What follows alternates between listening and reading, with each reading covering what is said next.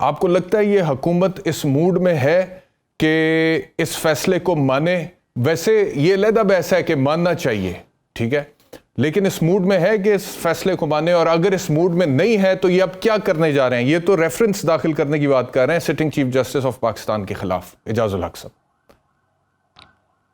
देखिए, सबसे बड़े तो आइन से बगावत जो है, आज मैं हैरान रह गया हूँ ये देखकर कि 3 दफ़ा जो पाकिस्तान के वज़ीर आज़म रह चुके हैं, उनके मुंह से ये सुनकर मुझे बड़ी हैरानी हुई कि तीनों जजेस जिन्होंने फ़ैसला उनके ख़िलाफ़ दिया, यानी अपेरेंटली उनके ख़िलाफ़ दिया, क्योंकि वो ये समझ रहे हैं कि उनके ख़िलाफ़ ये फ़ैसला है कि तीनों के ख़िलाफ़ रेफरेंसेस दाखिल कर देने चाहिए। अब ये किसी को पता नहीं है कि रेफरेंस दाखिल करने के लिए उसका क्या प्रोसीजर क्या है और किस वजह से वो रेफरेंस दायर होता है। दूसरी बात यह है कि देखें, बात तो बड़ी वाज़ेह है, बड़ी क्लियर है कि तमाम जजेस ने सुप्रीम कोर्ट के, कोई एक भी उनमें से नहीं है जो इससे मुनर्रफ हो कि इलेक्शंस 90 डेज़ में होने हैं। हाँ, अलबत्ता सुओ मोटो के बारे में या दूसरे बारे में या फुल बेंच पे 2 राय हो सकती हैं। मेरा नहीं ख्याल कि जजेस ने भी कहा कि फुल बेंच बनना चाहिए, क्योंकि फुल बेंच बनता है अनप्रेसिडेंटेड कॉन्स्टिट्यूशनल क्वेश्चंस पे। So over here there is no unprecedented constitutional question. The question was that the case which was already decided by the Supreme Court came back again. तो इसमें कौन सा unprecedented था जिसके लिए फुल कोर्ट बनाया जाए? दूसरी बात यह है कि मौजूदा हुकूमत पूरी कोशिश करेगी कि मुल्क में, बिलावल भुट्टो ने तो कह दिया और मुझे उसकी भी ज़ुबान से सुनकर बड़ा अजीब भी लगा और बड़ा अच्छा भी लगा कि जो उनके मुंह से सुनते हुए कि मुल्क में मार्शल लॉ लग जाएगा। अच्छा क्यों लगा? यानी अब इनकी पूरी कोशिश है। अच्छा इसलिए लगा कि जो रट लगाते थे, जिनके नाना ने ये कहते हैं जी इसके मुहर्रिक थे हमारे कॉन्स्टिट्यूशन के, जिसके अंदर साफ लिखा हुआ है कि 90 दिन, तो वो इससे इनराफ कर रहे हैं कि जी हमें 90 दिन नहीं चाहिए, हमें मार्शल लॉ चाहिए। पूरी कोशिश इस हुकूमत की है कि या तो कोई इंटरम आ जाए, 2 साल का इनको स्टॉप गैप अरेंजमेंट चाहिए, क्योंकि वहाँ बाहर जो आ रहे हैं, पोल्स आ रहे हैं जो किए गए हैं, उसमें लगे 80% लोग जो हैं वो दूसरी तरफ वोट देने को फिर रहे हैं। तो इनको तो वोट पड़ना नहीं और इनको ये मालूम है सबको। और इसमें मुझे हैरानी ये होती है कि ANP इसके अंदर शामिल है, आइन के अलमबरदार मौलाना फजल रहमान इसके अंदर शामिल है, मुफ्ती महमूद साहब के बेटे, जिनको उठाकर इसी असम्बली से 73 के आइन के दौरान उठाकर बाहर फेंका गया था, इसी असम्बली से, अगर आपको वो याद हो तो वो, और इसके अंदर शेरपाव साहब और पीपल्स पार्टी, और पीपल्स पार्टी के अपने जो सीनियर वकला हैं who are above the party lines now. I think they are looking at the constitution and they are not looking at their party. Aitzaz Hasan साहब हो गए, लतीफ़ खोसा साहब हो गए, 1-2 मैं देख रहा हूँ आजकल कि वो जो लाइन टो कर रहे हैं वो अजीब व गरीब लाइन है।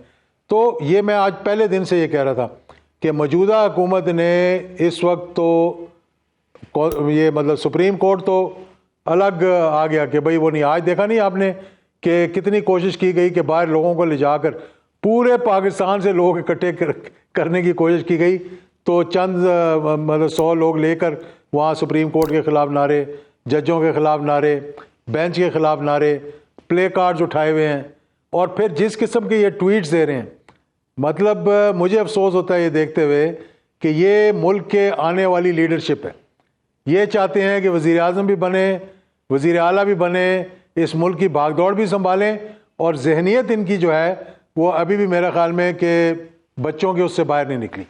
तो इस माहौल के अंदर मेरा ख्याल है कि बहुत बड़ा इम्तिहान आ गया। और मेरा एक और भी मेरी बड़ा मतलब क्लियर बात करना चाहता हूँ जी, कि अभी तक जितने इक़्तिदाम थे हुकूमत के, सब के सब जो है ना वो गिर रहे थे इस्टेब्लिशमेंट के कंधों पे रख के ये गोली चला रहे थे। अगर जुमान पार्क पे हमला होता है, लोग कहते थे जी ये तो पीछे इसके कोई और है, ये तो करवा ही नहीं सकते, मतलब सारा इनका गन जो है उधर जा रहा था। अब मेरा ख्याल है, मतलब आई मे बी रॉन्ग, कि उन्होंने भी कहा भी काफ़ी होगी, अब अपना संभालो गंद खुद ही। तो आज आपने देख लिया कि जब फैसला आया सुप्रीम कोर्ट का, अब इनको समझ नहीं आ रही कि हम जाएं कहाँ। वो लंदन में बैठे हुए हमारे मतलब मुझे ये लग रहा है कि वो अब कह रहे हैं कि हम ये पॉलिटिकल है, जाओ अपना गन संभालो। और अब उनके लिए भी बहुत बड़ा इम्तिहान आ गया ये, ठीक है। अगर तो उन्होंने न्यूट्रल रहेंगे तो कोई रास्ता निकल आएगा, अगर उन्होंने बीच का कोई रास्ता निकालने की कोशिश की तो बहुत अच्छी बात है। अगर उन्होंने अपना वेट किसी एक तरफ डाला तो मेरा ख्याल है कि फिर पाकिस्तान के लिए मज़ीद मुश्किलात जो है वो सामने आएंगी। जी एजाज उल हक साहब, एमरजेंसी भी लग सकती है इस मुल्क में? देखें कौन सी एमरजेंसी लगेगी, ये तो फाइनेंशियल एमरजेंसी लगा सकते हैं, मुल्क को डिफ़ॉल्ट डिक्लेयर कर सकते हैं, लोगों के पैसे फ्रीज़ कर सकते हैं। पहले ही इक्तिसादी मामलात इतने ख़राब हैं कि मेरा नहीं ख्याल कि मुल्क मुतम्मल हो सकता है कि एमरजेंसी लगे यहाँ पे। लेकिन जिस बात पे मुझे हैरानी हो रही है कि एक जजमेंट आई है, फ़र्ज़ करें तो आपके पास बहुत सीनियर वकला बैठे हुए हैं जिनकी मैं बड़ी रिस्पेक्ट करता हूँ। एक तो एडवोकेट जनरल है हमारे, जिन्होंने लाजमी बात है कि हुकूमत का नुक्ता नज़र देना है। एक फ़ैसला आ गया है, नहीं। आप उससे इख्तलाफ करते हैं, जो आपका हक है, ठीक है ना, आपने इख्तलाफ कर लिया, क्या उसको इम्प्लीमेंट करेंगे कि नहीं करेंगे आप? और दूसरी बात ये मैं पूछना चाहता हूँ कि अगर 90 डेज से 4 दिन ऊपर हो गए तो इसका मतलब कि बस अब खेल ख़त्म हो गया। एक भी जज मुझे बता दें जिसने कहा हो कि कॉन्स्टिट्यूशन ये कहता है कि 90 डेज से ऊपर जा सकते हैं। इन सब में से फिर ये कह रहे फुल कोर्ट बनाएं। तमीज़ुद्दीन का भी फुल कोर्ट था, दोसू का भी फुल कोर्ट था। क्या उन फुल कोर्ट्स ने जो फैसला दिया वो काबिल कबूल था, वो डेमोक्रेटिक था?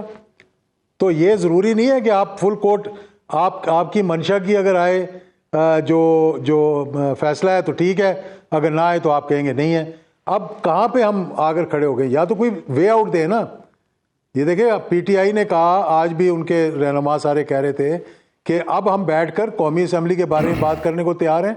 1 माह आगे 2 माह पीछे कौन सी कोई क़यामत आ जाएगी? हाँ, अगर आप नहीं चाहते इलेक्शंस हो तो फिर तो मैं तो नहीं कह सकता आपको, फिर तो किसी थर्ड पार्टी को आगे कहना पड़ेगा ना कि या इलेक्शन करवाओ या घर जाओ। तो शायद इनकी वो भी ख्वाहिश पूरी हो जाए फिर कि कोई और इंटरवीन कर दे, तो ना वो खेलेंगे ना खेलने देंगे। मतलब हम विक्टिम भी उठा के ले जाएंगे, बैट और बॉल भी ले जाएंगे, फिर जो करना है आप कर लें। मैं ये पूछना चाहता हूँ कामरान मुर्तज़ा साहब मेरे भाई हैं और जदून साहब से कि आप मुझे बताएं कि आपके नज़दीक वे आउट क्या है? मतलब how are we going to resolve this issue? बात तो यहाँ पर है, कैबिनेट को भी यही चाहिए कि ये ना कहते कि जी जजों को हम सत्यानाश कर देंगे, इनको उठा के ले जाएंगे, इनकी बीवियां जो वहाँ आकर बैठी हुई थी उन्होंने फैसले करवाए, या फिर इनके खिलाफ रेफरेंसेस दें। ये कोई बात है करने की? मुझे बताएं ना, क्या ये बनाना रिपब्लिक है? यहाँ पे कोई रूल ऑफ लॉ नहीं है। आप चीफ जस्टिस को उठा के बाहर फेंक दें या तो कि जनाब आप इस काबिल नहीं है कि आप यहाँ पर रहें, हम हमारे मतलब का जो चीफ जस्टिस होगा हम उसको लाकर यहाँ पे बैठा देंगे। और हमें यह भी पता है कि 2029 तक किस किस की बारी कब कब आनी है। देखिए यहाँ तो एक सीधी सी लाइन है। ये फौज का तो मामला नहीं है कि जहाँ पे कहें जी जिसको दिल करे चीफ लगा दे, जिसको दिल करे ना लगाएं सीनियरिटी में से। यहाँ तो उन्होंने तय किया हुआ है सब कुछ। तो अब हमने देखना है कि हमने जाना कहाँ है। देखिए मुल्क को इस दलदल से निकालें। खुदारा मैं ये रिक्वेस्ट करूँगा प्राइम मिनिस्टर से भी, उनके तमाम साथियों से भी, जो 14-13 जमातें हैं साथ उनके, कि आप वे आउट दें इसमें से। आप कहें जी आए हम बैठकर बात करते हैं, अगर अपनी एक टीम बनाए, वो अपनी एक टीम बनाए, बैठकर फैसला करें यार कि अक्टूबर में करवाने हैं, नवंबर में करवाने हैं, दिसंबर में करवाने हैं या अगस्त में करवाने हैं। एक डेट दें जिस पे सुप्रीम कोर्ट भी पहले सबसे क्या कहा था चीफ जस्टिस ने? उसने कहा था अगर आप बैठकर फैसला कर लें तो हम आपको टाइम देने के लिए तैयार हैं। कोई बैठने को तैयार ही नहीं है।